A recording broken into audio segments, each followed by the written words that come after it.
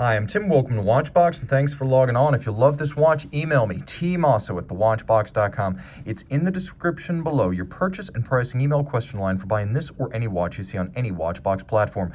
Reach out to me directly, tmosso at thewatchbox.com. Today, we are discussing a timepiece launched in 2017 that finally brought HYT's fluidic time technology within the realm of normal wrists. Previously, HYT had built immense watches that were unwearable on human-sized forearms, but with the lugless H0 launched in 2017, suddenly we had a watch that anyone who can wear a 40mm Rolex can wear with comfort.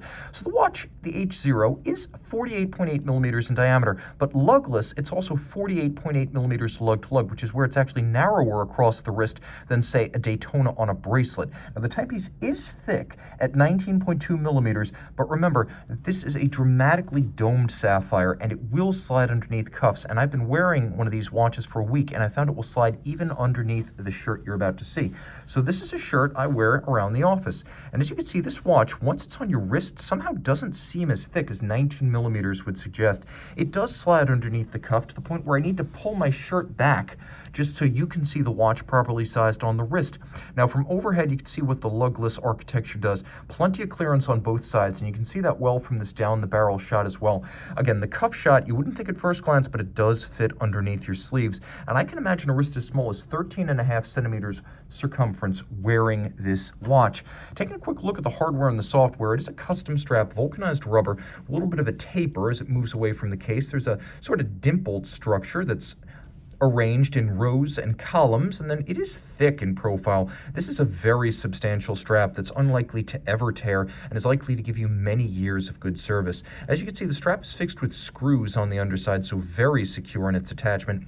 And then while the watch itself is made of a combination of sapphire and stainless steel, the clasp is made of brushed titanium, and you can see there are both media blasted recesses and satin finished elements. It's a twin trigger release, so it can't pop open by accident.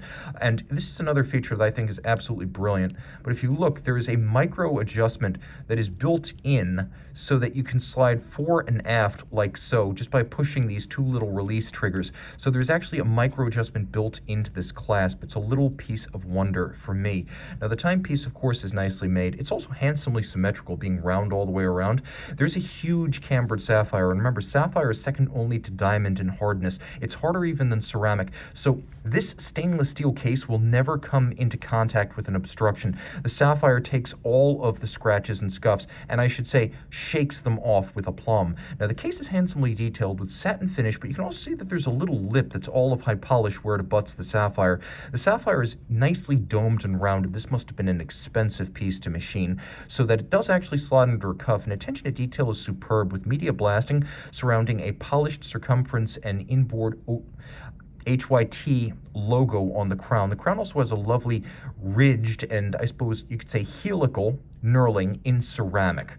Now, taking a look at the dial, the first thing you'll notice is it's unusual. The second thing you'll notice is it's a regulator, as you have the seconds, the minutes, and then the hours on separate displays. There's a power reserve indicator that changes from black to orange for the manual wind 65-hour power reserve, and then you can see the two bellows that pump the immiscible liquids. They're like oil, and the separation between the clear fluid and the black fluid, that little meniscus line, that indicates the hours. So, for example, right now, you are looking at 5:40. It's that simple. It is loomed, there will be a loom shot, but it's not just a regulator with separate hours, minutes, and seconds on different scales. When you reach the end of the travel, note it has a full arc, but it retrogrades back to the beginning of its travel, so you read 4, 5, 6, continues 6, 7, 8, 9, 10, 11, and 12. And the retrograde action is quite prompt, so it's a great piece of theater to watch this watch roll over. Now, you can see the dial is surprisingly deep. There's a polished lip on the edge of each of the flanking sub-registers, so detailing is superb. And you can see that the minutes disc is actually a somewhat concave inboard and then conical outboard and raised above the dial base. Assembly is outstanding. Through its subsidiary Pressiflex, HYT developed the fluidic display technology that you see on this watch, but the movement itself, the mechanical movement that drives via cam the two bellows, this was actually designed in collaboration with Chronode, and Chronode is extremely accomplished in the world of high horology. As the author of a Harry Winston Opus edition, credentials are impeccable. Now you can see this is the HYT H101 manual wind, 35 joules. It doesn't have hacking, but then again, you really don't miss it on this watch because of the display system.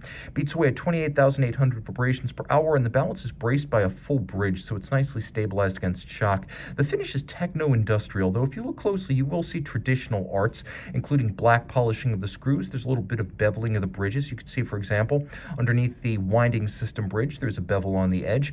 The bridges do actually have a Côte de Genève crested and aligned across their surfaces, and all of the wheels feature satination. All of this is 30 meters water resistant, and as you can see, if you read outboard on the flanks of the watch, you can actually see the time scale in 24-hour format. This watch is rife with nuance. Reach out to Tim Mosso at thewatchbox.com for purchase and pricing details. And we're back with the HYT H0, and you can see not only is it fully loomed on all three dials, hours, minutes, and seconds, but the fluidic display is gorgeously backlit.